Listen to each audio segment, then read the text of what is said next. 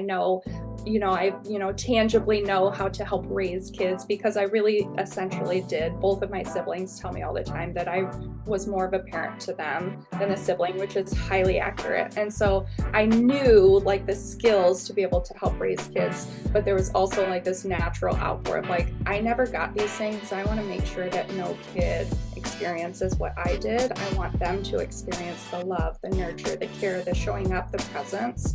And in that, it was healing for me at the same time. Welcome to the Mic'd Up and Motivated podcast, where we interview passionate professionals who empower young people, impact lives, and create positive change in schools, organizations, and communities.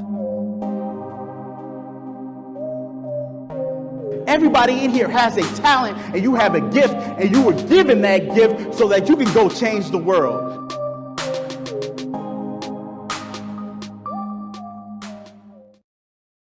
Hi, I'm Chelsea Miller with Chelsea Miller Coaching. I'm an inner child coach, an encouragement consultant trainer, and a trauma healer. I specialize in helping millennial women break free from emotional baggage of toxic, emotionally immature, or narcissistic upbringings. Through a blend of coaching, education, and some spiritual tools, I support clients in healing their inner child, setting boundaries, reconnecting with their true selves, and creating lives that feel safe, fulfilling, and aligned. I also train and certify other coaches in my encouragement-based method, empowering them to bring this work into their own communities. Chelsea Miller, how you doing today?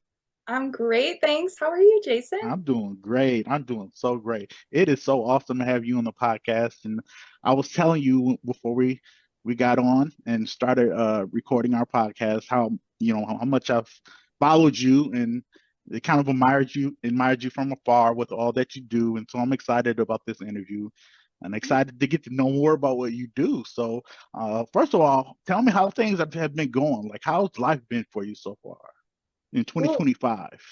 2025 is full of a lot of transitions. Yeah. It's a big word. I've been hearing that a lot from a lot of people.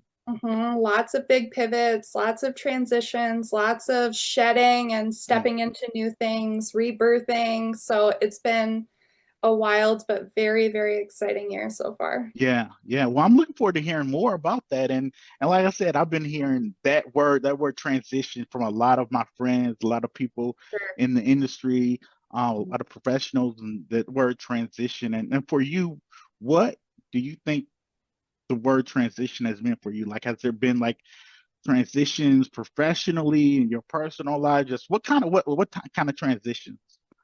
Ooh, that is a loaded question. So yes to all of that. Yeah. I'm actually walking through a divorce right now. So that is a big transition. I have two small children, so that includes co-parenting and figuring things out in this space of how to live this new life and shedding the old stuff and what am I stepping into. But that's also given me this opportunity to really dig in deeper to who I am too at the same time. And it's like, okay, what have I been doing that isn't working so far? And what am I looking forward to in the future? Like, what changes would I like to make? What do I want this? How do I want this to serve me? And how do I want to heal in this? And how do I want to open up my own like awareness and consciousness and level up in this space and digging into all that hard, messy stuff? And so that obviously translates into the work that I'm doing as well. So Wow. Thank you. a lot. Yeah, that is a lot. But I love how you were just able to share that, just be open and vulnerable. And for our listeners, I know we kind of dove in deep right off the bat, and like so this is how amazing of a person you are. You just kind of took that question and then just said, you know what, I'm going to lay it on the line. I'm to be transparent. I'm going through this, I'm going through that, and so I really appreciate that. I'm sure that's something the people you work with, which we're going to talk to about what you do professionally, the people you work with, I'm sure that's something they gravitate towards. Do you think just being that open about things? It is. I think it's Brene Brown who says like vulnerability breeds vulnerability. Like I can't expect people to come to me with their hard, dark, messy things if I'm not also showing up and doing the same. Because it creates that container of safety of like me too. It's I know what this is like because I've walked through it. And so if I'm not showing up and living in that, like that space of authenticity fully and showing up as this version of myself, then how do I expect other people to have the courage and bravery to step into that too?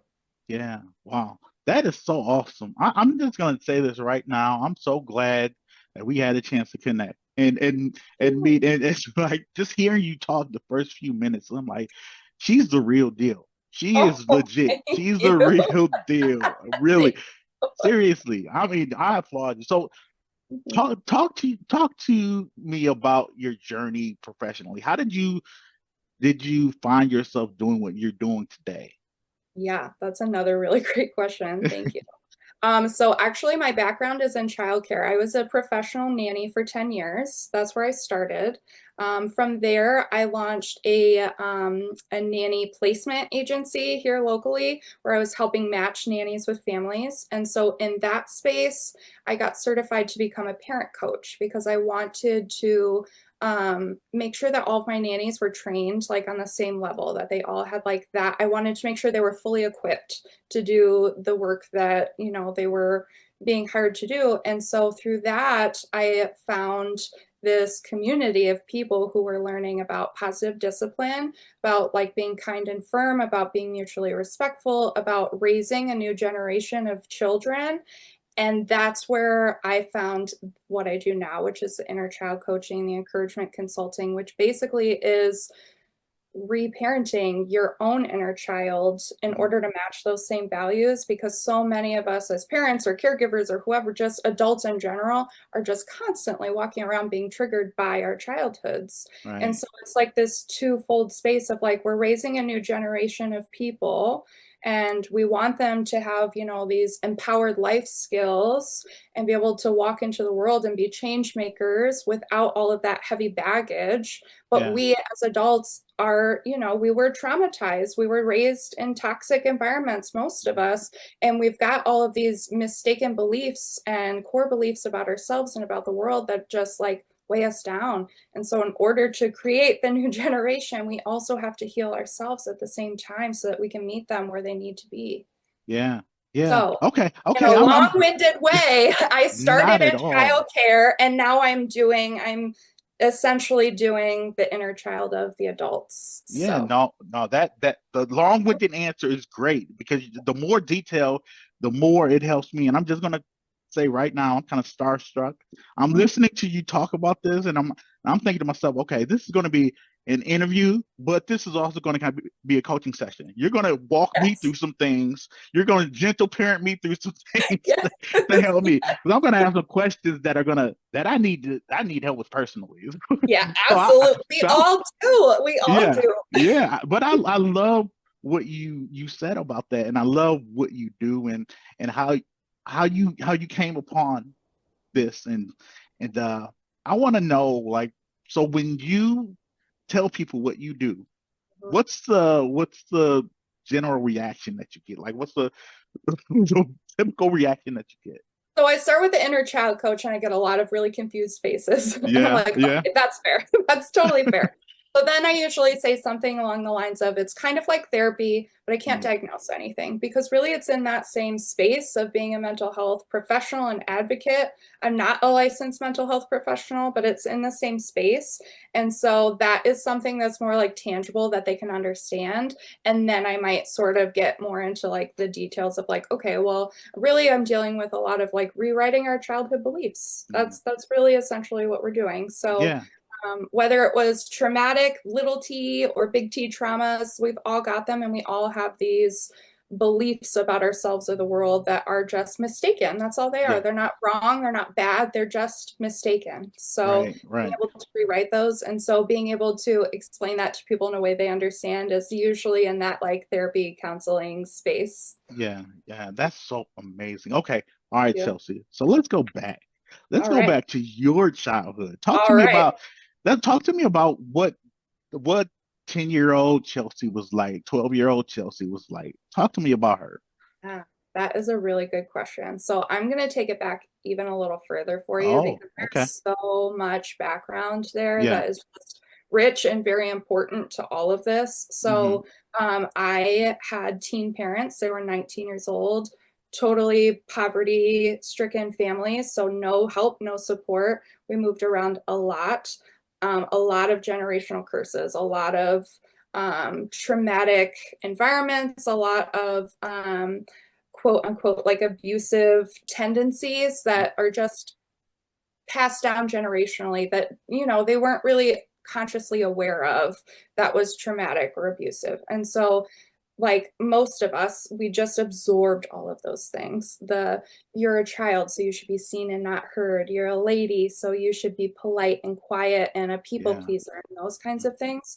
And so that was really like the environment of growing up was I had 19-year-old parents who Yeah. didn't really know what they're doing. Not that any of us as parents know what they're doing, but at Right. 19, it makes it a lot harder. And so we went through just years of this like storm of messiness. And so that really laid that foundation of like, okay, this is a lot of things. And it's anything under the age of 7 is when you're really just like that sponge and you're soaking everything up. And Mm. so I'm just soaking up all of that traumatic environment. And Yeah. so yes, by the time I was 10, 12, I was still, my inner child was happy and creative and free. And I'm a Sagittarius, so I am a total free spirit. I love freedom and learning and knowledge and love and passion and all of the Yeah. things. I want my hands in everything. Yeah. That's awesome. Yeah, but there was also that sense of like, I have to be a good student. I have to be quiet. I have to be seen and not heard. There was a lot of like emotional neglect Mm. growing up for me. It was not a lot of physical, it was a lot of like, you're just going to go in your room and you're going to stay there and be quiet because your existence is a burden to the Yeah. family. And so it's like this, okay, I'm just going to keep to myself. I'll just entertain myself. I'll make my needs very small. And that is how I will show them that I'm worthy of their love. Mm. And so that's how a lot of us operate is I will be quiet and small and as least burdensome as I can be in order Yeah. to survive and get love and acceptance. And so I was creative and fun and sweet, but I was also suppressing all of my muchness Yeah. and trying to make it as small as I possibly could. So 10, 12-year-old Chelsea had experienced a lot of things already at that point. I had a family member who had unalived herself, and we took on her 3 children. And so we suddenly went from a family of 2 children to 5 children. And they had a lot of concerns and a lot of like, they brought a lot into our family and they had a Mm. lot of things that needed to be dealt with in Yeah. an environment where they had lost both parents. Yeah. And so we had experienced that as a family. And then my parents split up after that. And then my parents got remarried after that. And there was a lot of like just big breaks and a lot of big traumas Mm. on top of all of like me being the oldest child by 6 years and having to feel like I'm responsible for everything and it's my job to keep the peace and it's my job to show up and be the best that I absolutely can be so that they can show me off. Look at what a good job we're doing as parents because she is doing such a great job. And Right. so 10, 12-year-old Chelsea had a lot, but she was also very beautiful and very vibrant. And I love connecting with her because she's so much fun. And when I'm Oh. really needing to like connect to like my joy centers, that's where I go to is sort Yeah. of the space, the creativity and the fun and the liveliness. Yeah. Wow, that's awesome. Thank you for sharing that. Just so many layers that you uncovered. I mean, that's why I love hearing about what you do, right? And so many of us as adults, we don't get to unpack all of those things. We just carry around the baggage, and you being able to do that and reframe it is awesome. And I'm sure it's a big part of your journey. Now you said you were the oldest. The oldest of how many? Um, that's very messy. So technically the oldest of 4. Okay. At one point we had my 3 cousins as well. So if you count that, there's 3 more. So Okay. It's sort of like I'm one of four, but also one of seven. Yeah, no, and that's hey, that's okay. We But all I'm the have a oldest. oh We have a big blended mixed family, and I'm the oldest, that's regardless. So yeah, that's the most important factor there. So yes. as a child going through, and let me Mhm. preface this by saying I work with a lot of youth as well, and I Yes. see so much of this taking place within their lives Mhm. when they're going through the messiness of their family stuff. And but as a child, as you were going through the different things and going through the ebbs and flows of just childhood, was there ever a point where you were like, I don't know. Is this how life is supposed to look? Especially when you look at it through the lens of how other kids are living. Did you ever ask yourself that question? Like, is this really how life is supposed to be? That is another great question. I'm going to be honest, like most people, I didn't start asking those questions until I was an adult. I was in Oh my yeah, 20s where I yeah, started to look around and I'm like, wait a minute. I started comparing my life and my experiences to others and my yeah, relationships with my family members individually. And I'm like, oh, wait a minute, this wasn't normal. Even though I was like built to believe that it was, yeah, it really actually wasn't. And I was in my early 20s before I started to sort of like safely unpack those things and hmm, realize that this was not normal. So, in addition to all of that, my mother also has some really deeply rooted, I'm not going to throw out a diagnosis because that's not fair, but we'll just say emotional immaturity for the sake of public purposes. But she has a lot of deep issues. And so I haven't spoken to her in over 11 years. And it was this like I was not allowed to be my own person. I was like trained and raised to be this like extension of her. And so I did not even think I was allowed to ask those kinds of questions to myself growing up until I was an adult. And I was like, oh, wait, I'm a separate person from her. I'm yeah, allowed to. I'm allowed to be my own person, but I'm allowed to ask these kinds of questions. And right, so, yeah, yeah, I didn't think that I was allowed to ask those kinds of questions. And I was so connected and enmeshed and codependent with her growing up that I couldn't even see past mm, what we had in order yeah, to even think of the possibility of asking myself a yeah. question like that. No, yeah, I can relate to that so much, and then so many of the young people I work with can Yes. relate to that. I'm sure if like they could hear what you just said, they would be snapping their fingers, clapping like, "Oh yeah, girl, you tell it." Like Yeah. that's so real, and so many people go through that. And like you said, we don't ask those questions until we get to an adult age, and we look back and reflect, and it's like, okay, yeah, that wasn't normal, but we normalized it, right?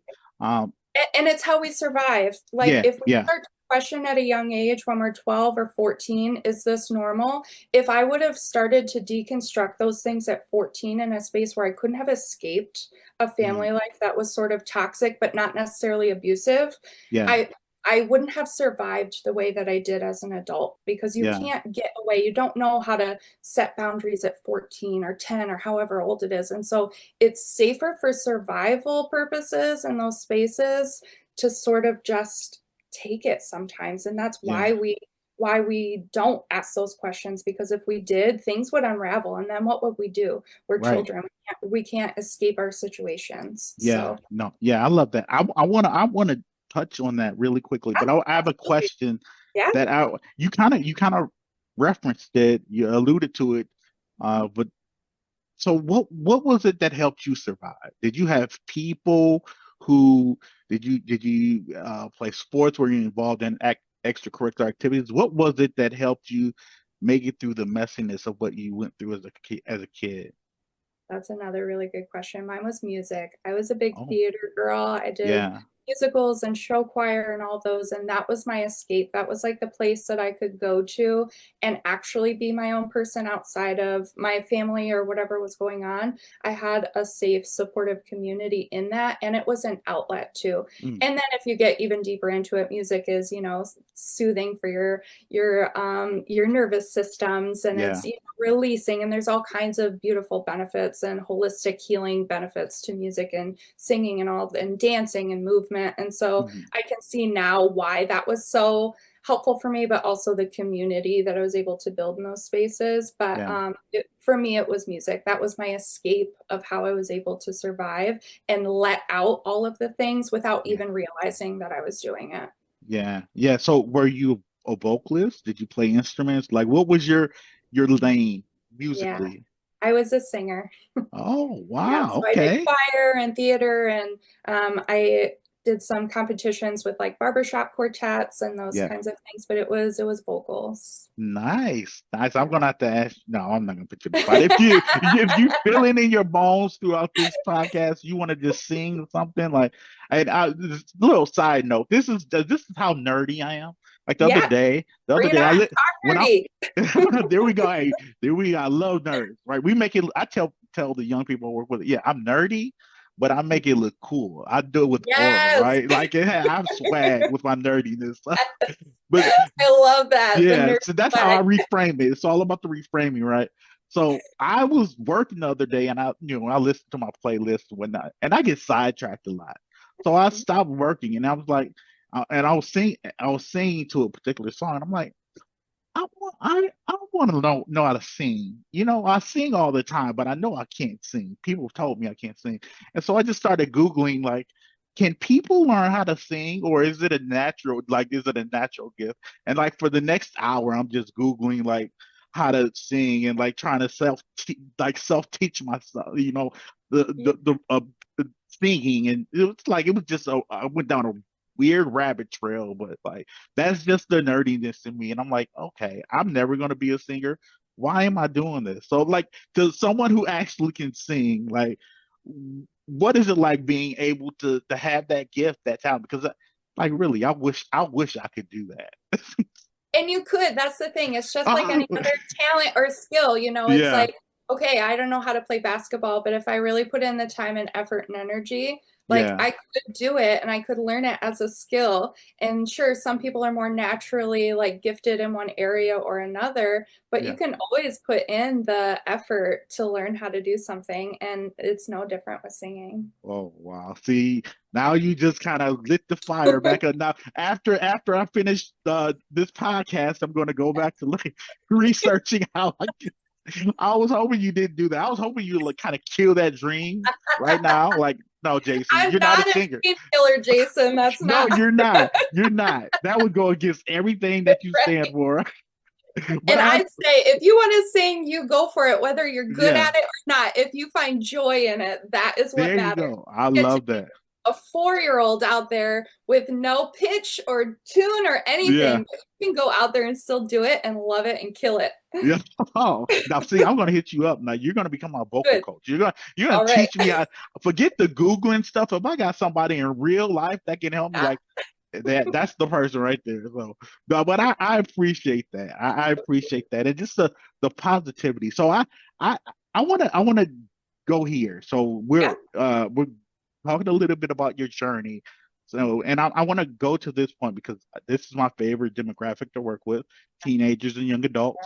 So, going through Yes. the childhood and all the things that you had to deal with family wise, now you're getting to the young adult years. And tell me a little bit about the high school, college, and how how how you start to take shape and your life starts to take shape. Take us back to that time. So, high school, I was the 4.0 student. Because I was trying to, perform and be a trophy and do my absolute best so that people could show me off, Yeah. basically. And so I killed myself to get those grades.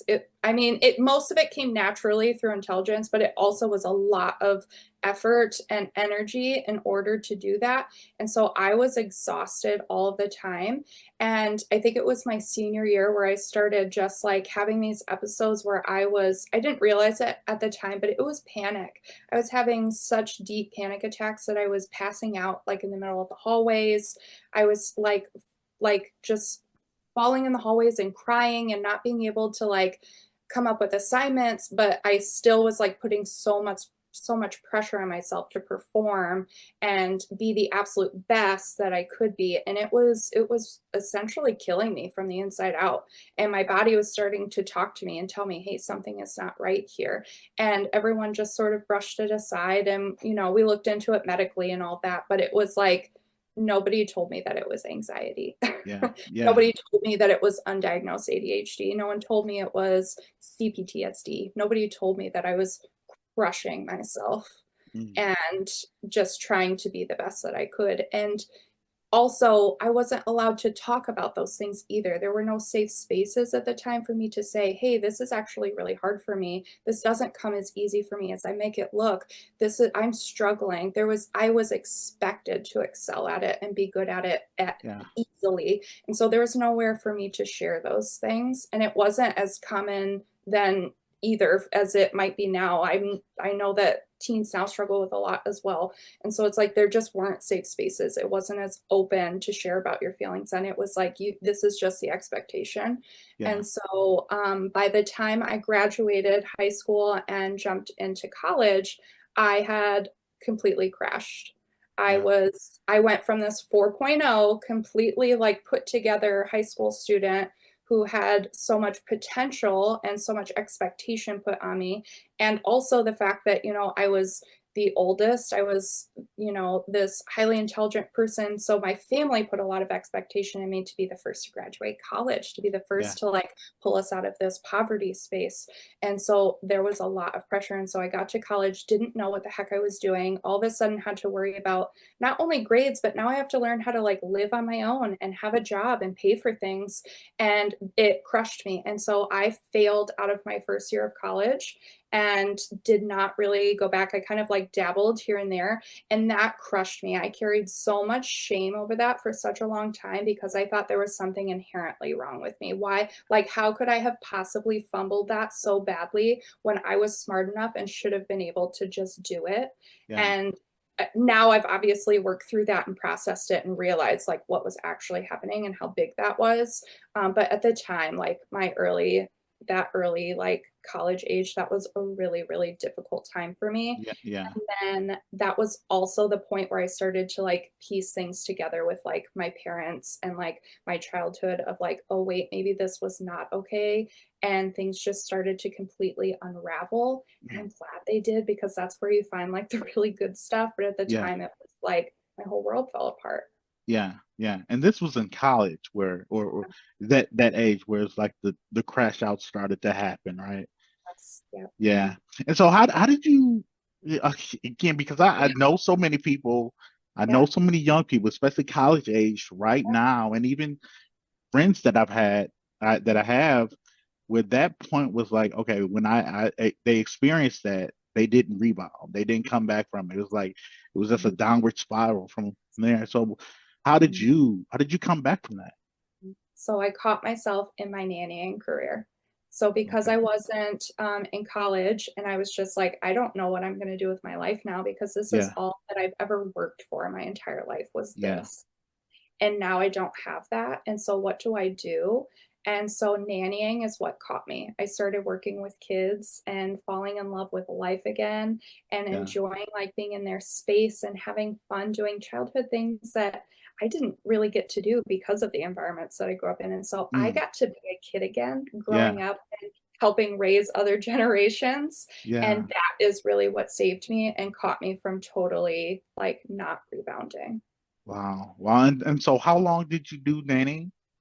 I did that for 10 years. Okay. Yeah. Okay. And so talk a little bit about what was it about? I know you alluded to it again, but what was it specifically about nannying and finding your niche in that you feel like it kind of freed you to and opened you up to another area of your life. So very often, people like me and others who grow up in like these traumatic childhoods and experiences, we find ourselves giving other people the things that we never got. Yeah. And so for me, it was nurturing, it was attention, it was presence. And so for me, I found myself just this outpouring of love and nurture and care for other human beings, which really I always had growing up. If I look back, I mean, I was the oldest sibling. I know I, tangibly know how to help raise kids because I really essentially did. Both of my siblings tell me all the time that I was more of a parent to them than a Mm. sibling, which is highly accurate. And so I knew like the skills to be able to help raise kids, but there was also like this natural outpour of like, I never got these things. And I want to make sure that no kid experiences what I did. I want them to experience the love, the nurture, the care, the showing up, the presence. And in that, it was healing for me at the same Yeah. time to be Yeah. able to give that and see it and see them receive it and see like all those good, beautiful things that maybe I didn't get, but like having an acceptance about that of like, okay, I didn't get this. And that was hard. That sucks. But I accept that I didn't get that. And I can see that I'm still capable of giving it to others. And what a beautiful like gift it is for them to receive it at the same time. And so, it was fun doing like the zoo trips and the parks and the, Yeah. let's do this fun craft. And those things were healing for my inner child too. But really, it was more about like that nurturing, loving presence and that connection and relationship that you get to build with them. Mm. Wow, that's And it awesome. takes the pressure off not being the parent. Now I'm a parent of two, so Yeah. it's like totally Yeah. different. Yeah. Right. I wish I But could go being back to able being to, in that again. yes, right, right. But it's like being able to give that in a space without all the pressure of being the parent. It was like Yeah. I get to be your mentor and your friend and your guide, and also like, a parental figure of sorts. But like, really, we're here for the fun. I was there Yeah. for the fun. And Yeah. that was just so, so important to be able to be there for that space. So. You are listening to the Mic'd Up and Motivated podcast presented by Inspire to Reach Higher.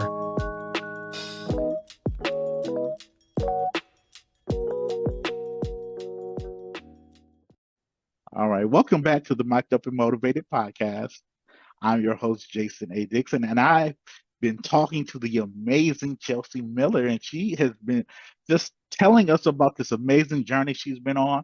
And Chelsea, again, we were talking off air. I got to share this. Okay, I was talking about how we have never met, like, and we're both from the same city, from Toledo, and like how we've never met, but like being able to like connect with you and talk to you on this podcast, like I feel like I've known you forever, right? Yeah, I've known you yeah, forever. feels like friends. I Absolutely. know. So it's and just hearing your story and hearing about how all the things that you overcame and how you got to this point. And we left off talking about your nannying career and how you that shift for you helped you. So talk about when you felt like it was time to move on from nannying and what that transition was like. Yeah, that's another great question. So, the end of my nannying career was not necessarily a choice. It came with COVID. That was my last year. So in 2016, I launched a nanny placement agency because I was like, okay, I love nannying. But I also was in that space where like, okay, I failed college. That didn't work out. I failed college again. That didn't work out. So what, like, I know that I'm meant for more. I know that I Yeah. have all this potential, but I don't know what to do with it. And so I'm like, okay, well, do what you know then. What I know is nannying. What I know is coming into people's homes and being this professional, helping raise this new generation of kids and being helpful to parents who are working and trying to put food on the table and, impact communities through their work and still be parents at the same time. That this is what I know how to do. And so that's when I was like pulling ideas. And so I came up with the nanny placement agency. And so I was like, this feels like a really good place for me to be of like, I'm offering something to the community. I'm making a difference. I'm giving people things that they need and still making a really big impact because the nannies that I place in people's homes are helping raise new generations. Yeah. And so Yeah. for me, it was vastly important for me to be able to make sure that they were imparting the really important things that I would also want to be giving in my own nanny families. I want to be able essentially like duplicate myself in Yeah. these Yeah. homes and make sure that these families are getting this full quality experience and these kids are getting this love, nurturing connection and, dis- discipline, not punishment, but this discipline and this being raised in this certain specific way where like their thoughts and their feelings and all of the things are valuable. And like I just felt like this generation of kids needed this. And so how can Yeah. I give that in more spaces. And so to me, that was like a big piece of why I started that agency. It was, Yeah. I want to make a difference here, and I want to impart all of these values and skills. And so the best way to do that is to make sure that they're all certified in the same thing that I am, which Yeah. was that positive discipline. So Wow. that That's is, amazing. that was, yeah. So yeah, that was where I went from there, was the nannying to the agency to like, okay, well, how can I do this for more families? Yeah. How can I spread this ripple effect of what I'm doing? Yeah. Yeah. And so as you telling me Yeah. this, your journey and this and how you had to pivot, and I just get this picture of like somebody who's like being knocked down, but like it's just this resilience. Like you Really, just keep getting back up, and when people think that you're done, they count you out. It's like, oh, Chelsea coming back. Yeah, like she's not stopping. She's going to keep going. Like they're just like just the grit and the grind that's still within you. I love that. I love that. So talk to me about how it's been going.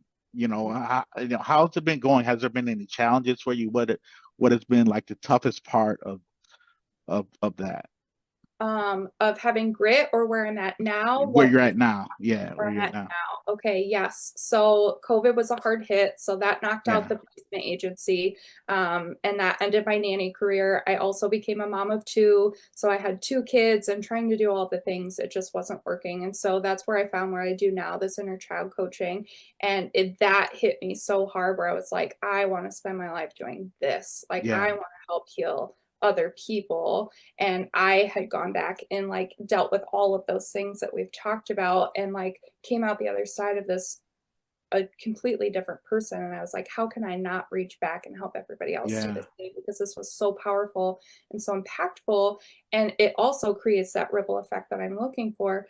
And so the pivots that I experience and the resilience that I have each time is what always ends up getting me to that place where I know that I'm supposed to be. And each yeah, time it gets me to like that new level. So yeah, I've seen a lot of like these knockdown moments, but each time I know that it's really just sort of redirecting me and helping me get to a different space that I may not have come to on my own. yeah, yeah. That's so amazing to be able to kind of see it from that perspective. So let's talk a little bit about now what you're doing now and the work that you do with parents. Let's start there. I can attest to this also. I work with teens and young adults, but I tell people I'm also working with parents. I'm Mhm. also working with coaches and teachers, the people that are connected to those young people. So, what are the biggest things that you see right now that parents are struggling with when it comes to their young people, their kids? Mhm. If you That could pinpoint or boil it down to a few things. Oof. So the struggles, especially parents of like the teens and stuff. I mean, there's the obvious things like the technology and just like Yeah, the like world environment that we have right now. That's an obvious one. But I think some of the bigger things that parents are really struggling with that I hear the most often is this like dichotomy of like still holding on to like the traditional parenting values, but also wanting to like give better than what they got. And so yeah, there's like this war going on. And it usually also is not just within themselves, but also within each parent. So like one parent might be more traditional and one parent might like have seen some gentle parenting things and wants to, implement them, and they're just butting heads, and that's creating so much chaos and confusion in the kids because there's no consistency. And so right. one minute they might be disrespectful and one parent is going to come down hard and the other one is going to like come in and undermine Yeah, and it just gets so messy. And so that is one of the biggest things, is like parents just don't know what to do right now, I think yeah, is the biggest thing. They're just so lost and confused on what the right way is. And honestly, there is no right way. Like there yeah, is no parenting expert. You are the expert of your own kids.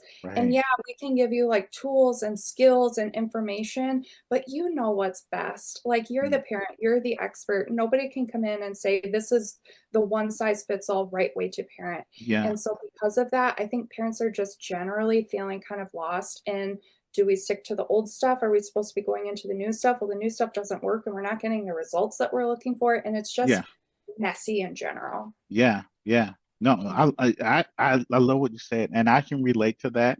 And when I talk to parents, I use this illustration with us. I I ask them like, okay, how many of you are still are still dressing your kids or in the same things they were wearing when they were 2 or 3 years old?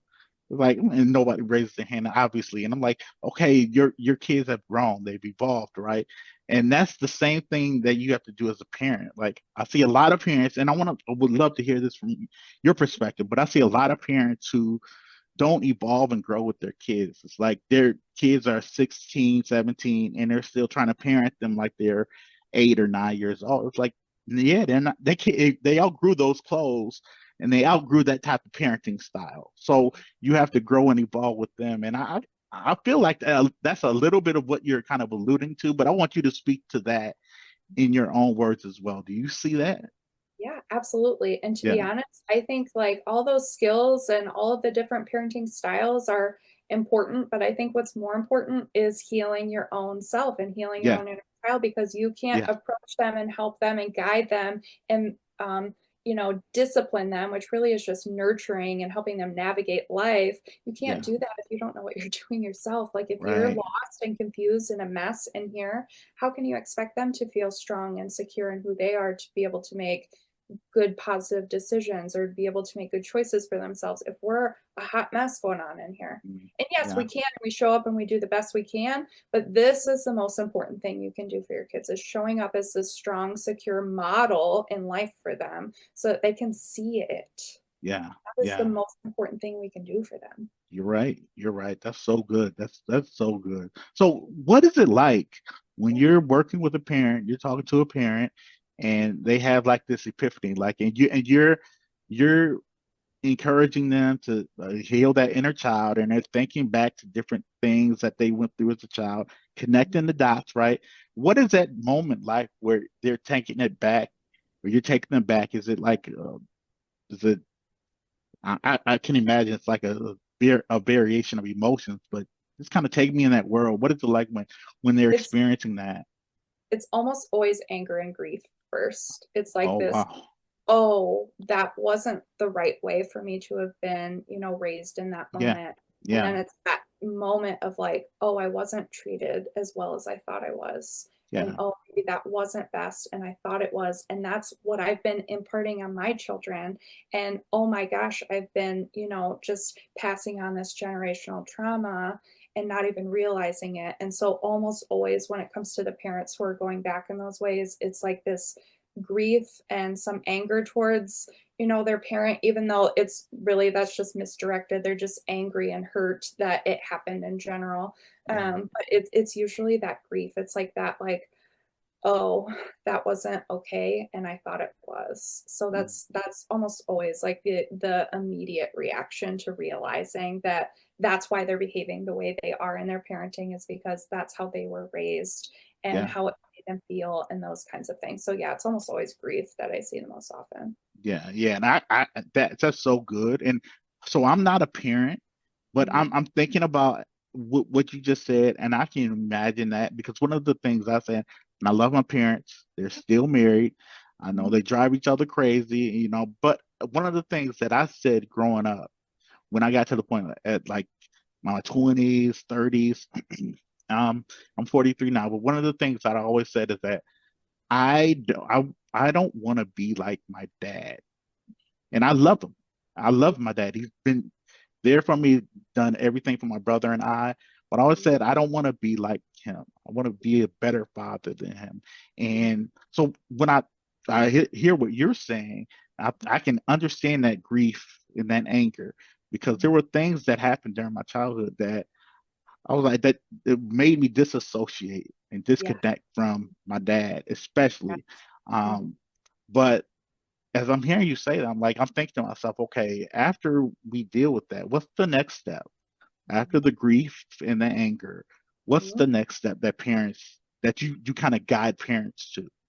Yeah. So after we're able to identify, like, somatically, I mean, we go really deep into what emotion this is. Where do you feel it in your body? What does it look Yeah, like? Like, we get really deep into what that is. So then we're able to like pinpoint the memory of exactly when that happened. And from there, we're able to connect with that version of them where that happened. So let's say you were 7 years old. We're going to imagine that 7-year-old Jason that's sitting right next to you, and we're going to give him that reparenting and like rewrite those messages and talk to him as if he's right there and rewrite those things and help encourage and heal that so that he can take that and like bring it back into himself and move on in regular life with this new reparenting and this new like rewired nervous system and brain circuits so that we don't have to keep walking around with whatever that mistaken belief was at 7. We Yeah. get to walk in with this new healed, revised version and Yeah. walk into the world as if that actually happened, the Yeah. healed version. So it's a lot of encouraging, it's a lot of rewriting, it's a lot of, okay, how would I handle this now as an adult if this was my child? And most of it is like, I would just hug them. I hear that. Yeah. So I would just tell them how much I love them. Like I Yeah. would just want to sit with them and show them how, like, how precious they are. Like that is so much of like what we didn't get growing up, is just to be Yeah. seen, acknowledged, loved, cared for in ways that I'm sure our parents were doing for us, but in ways that we didn't see or understand at the Yeah. time, Yeah. especially in those hard moments. And so in those hard moments, that's what we needed the most. So we're going to give it to them. Yeah. We're going Yeah. to give it to them in those moments where they needed it. And then we're going to take it with us. Yeah. Wow, Chelsea, gee, you are the real deal. I'm serious like that. This is the interview, but I'm like, okay, tell me more. I Yes. got my mental. I'm taking mental notes. Like so, and so what I'm hearing for myself personally is uh that, and I'm connecting the dots in my own life, right? Because a lot of people always ask me, why am I so positive? Why am I so encouraging? I'm always like just pouring out the energy in it. And what I'm taking away from what you just said is that I I give that to the young people because I was deprived of it when I was a kid. And so You got it. so yeah, so okay, all right, I'm okay, I get it. I get it now. Like You this get is it. this is awesome. All right. So for and it's helping me a lot. So I understand why I'm that way, and Yeah. I can explain it to people. So when you're working with other parents and adults, and they like that light bulb goes off, and they get that epiphany, and they realize that okay, this is the way I am right now. Like, Mhm. what do you tell them next? Like, what do you tell them to do from that point on? Yeah. So in a session, after we've gone through like the encouragement and the healing and we have come to like a good place, then we do a little processing. I help them understand what their new awareness is. I help them understand what they're accepting about themselves, because here's this thing about like there's like this light and this darkness, and the lightness is what we want to show the world, and we just hide all the dark. It's Yeah, shameful, it's bad, it's dirty. We don't yeah, want anybody to see our bad, dark, messy stuff, right? And so instead what we're doing is I'm helping them go through it and pick at it piece by piece and bring it into the light and say it's okay, you know yeah, okay that you feel jealous. It's okay that you responded in that way to survive. It's okay that you people pleased in order to stay safe. Like it just is. And so mm, helping them see from whatever that memory or whatever that moment was, what can we start to accept about ourselves instead of judge or shame ourselves for? And then what do we want to do with that? What's a small action step that we want to take moving forward? This minuscule baby step that says, now I have all of this information and this healing. What do I want to do with it? What's my hmm, small thing that I can take into the world now? And so they like leave every session with like, okay, I have like a plan too. yeah, yeah. Yeah. That's awesome. That is so awesome. We need more Chelsea Millers in the world. I'm telling you. And I know the parents and the people you work with have to be so grateful for just being like your breath of fresh air and like your perspective, and you come from, and you're real, like you've lived these things, right? So talk a little bit about the when you work with young people and the difference, but the differences between working with the parents and then transitioning to work with the young people, the kids. the teenagers, the young adults. Talk a little bit about that experience. Absolutely. So I do see teens and kids occasionally. So for them, it's less reparenting. There's a little bit of it there, especially with the teens. But for them, it's more like, okay, how can I show them what their self-worth is? How can I get them to like be fully in their bodies? How can I Yeah, get them to understand how to identify their emotions? How do I get them to know like who are safe people to share things with and who are not? Like, how can I prevent all of these mistaken beliefs that we all, have experienced? How can I prevent that for them? And what yeah, tools and skills can I give them so that they have a safe place to share hard things? They know how to identify their feelings. They know how to set boundaries. They know, about consent, about their bodies. Like there's so many things that we want them to know. And then there are some things we can help them reprocess. Absolutely. mm, And they're able to do that. But for them, the kids and the younger teens, it's more about what skills can I give them? How can I offer them these safe things and these tools that they may or may not have access to ordinarily? right. Yeah, yeah. I love that. So let me ask you this question. Yeah. All right, Hmm. and I'm nerding out here with this Yes, word. love it. So have you ever heard of the word amoebophobia?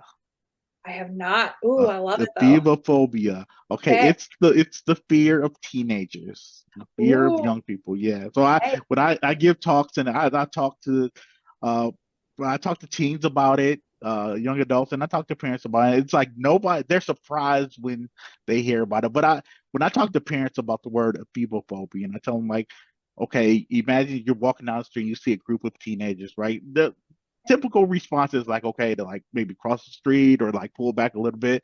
You have this inherent fear Mhm. and worry about young people. And I feel like it also creates this divide and disconnect. Like the older generations, like these young people that don't all they care about is technology and all this stuff and like These that. young whippersnappers. Yeah, yeah. It's like back in my day. This is Back in my day.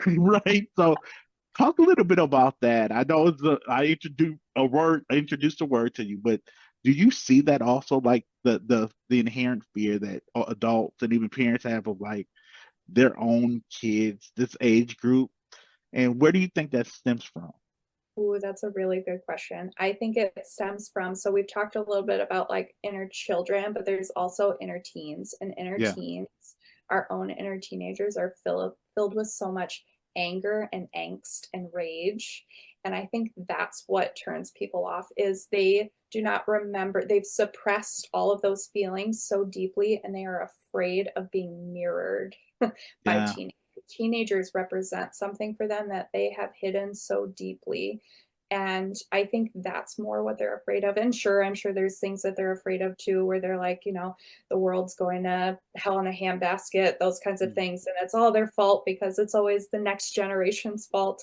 yeah, But I think it's also more this sense of like they trigger and mirror this version of themselves that has so much repressed emotion and experience that they just have not allowed themselves to access or even remotely like entertain. And yeah, so I think that's really like the root of that is like, wow, I was so angry at that age and nobody heard me and nobody listened to me and I had no control over myself and all of these like really hard, I wanted to be older than I was and I was capable and I was strong and people held me back and whatever it was that they were experiencing in that time, I think it's just so suppressed and it just triggers it. yeah, yeah. Mhm. Well, and that was a great way of like, I know I put you on the spot, but like you were ready. And like that was amazing how you just broke that down. I've been saying, you are the real deal. Like, so Thank you. I look at you and I've gotten to hear your story. Listeners have gotten to hear your story. I'm sitting back and I'm looking at it like, yeah, yeah, I know her. Like, I'm gonna go out in public and I was like, I know Chelsea Yes, Miller. You need to because you like this, do. this woman is like amazing.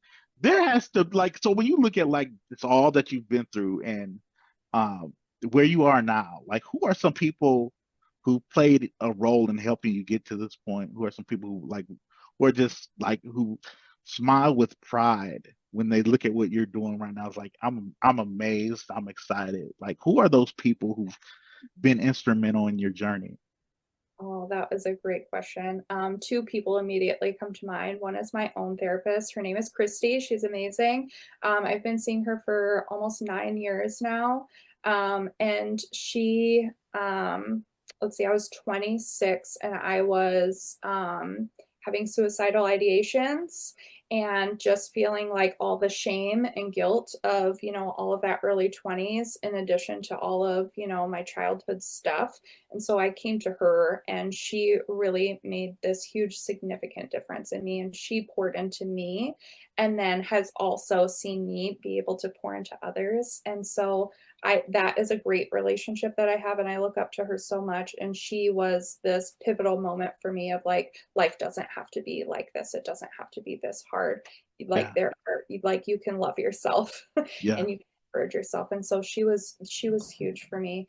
And then my mentor in the space that I am now with my encouragement consulting, Deb, she's incredible. She's older than I am, and she's been doing this for many years. She is a licensed therapist, but she's in this same inner child space with Illyrian psychology. That's more brainy stuff for what I do. yeah, But she is this warm, kind, spiritual, like just encourage, like she just is encouragement. And yeah, she has shown me how to take all of this, all of these skills and characters and qualities that I have and have learned, all these experiences, and turn them into how to help others, yeah. like the logistics of it. And so I just admire her so much and all the work she's able to do and the people she's able to help. And I've learned how to, expand and grow and be more authentic in who I am and what I'm doing because of her. And so those absolutely top of mind were the top two that came to me. Yeah, that's awesome. And we all need people like that, and just listening to the impact that they've had on your life and your journey, I know they're super proud of you. So, as we wrap up, I have a couple more questions for you. And so the next one is, I want to know what is next for Chelsea Miller? What's next for you in this chapter of your life, and what are you looking forward to? Yes. So in this transition, in this space that I've been in, I am learning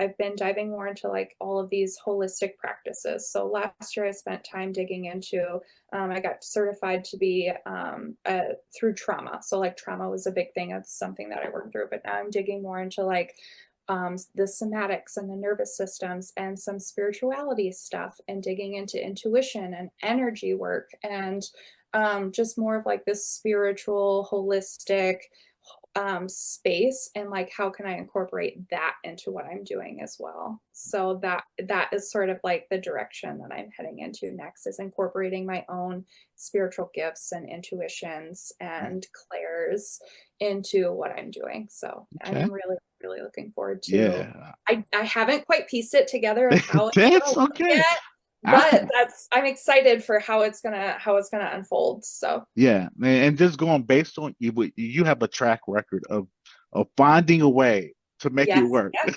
Mhm. If there's Right. nothing else, if I'm watching a movie of like Yeah. of Chelsea Miller, I can see like in the movie, it's like it looks like she's gonna be defeated by the enemy right now. Nah, she's gonna come back swinging. She's gonna find a way to make it work. Yep. Well, I can see that definitely. I know you're gonna be super successful. So Yeah. people who want to connect with you, who want to work with you, want to find out more about how they can work with Chelsea Miller, like how can they connect with you? How can they get in touch with you? That awesome. So I'm on all socials, TikTok, Instagram, Facebook, under Chelsea Miller Coaching. So you can reach me there. The same is for my email, Chelsea Miller Coaching at Gmail. You can find me on my personal page too. Lots of people do. I've got a free like group page that I put stuff in like every single day of like, you know, just funny things or inspirational things. So you can find me there. That's called the Healing Haven. So yeah, but you're welcome to reach out to me on my personal page as well. People do all the time. Okay, awesome. All right. So final question. Yeah. All right. I want you to imagine there is a young girl out there who is going through the things that you went through as a child. and she happens to stumble upon this podcast and hear you talk. And she's identifying with things that you've said, that especially things that you went through as a child. What do you want to say to her? Oh, so many things. I want to tell you to keep going. I want to tell you that you are way stronger than you think you are. And I know that this is hard, but you're doing it and you're doing such a better job at this than you think you are, and that you are literal magic. You are magic, and everything you do and everything you touch just lights up and is better in this world because you're here and you exist in it. So keep going and find people that you can trust to share the hard things with. And it's okay to struggle and make mistakes, but just show up and be who you are and just shine your light, because that is the best thing that you can do in this world, is just show up and shine your light. Chelsea Miller, you're awesome. Thank you for joining us. Yeah, thank you so much for having me. I appreciate it. Thank you for listening to the Mic'd Up and Motivated podcast, brought to you by Inspired to Reach Higher, the youth development company dedicated to empowering students, equipping educators, and engaging parents. You have people waiting on you to cross over to the other side so you can reach back and grab them.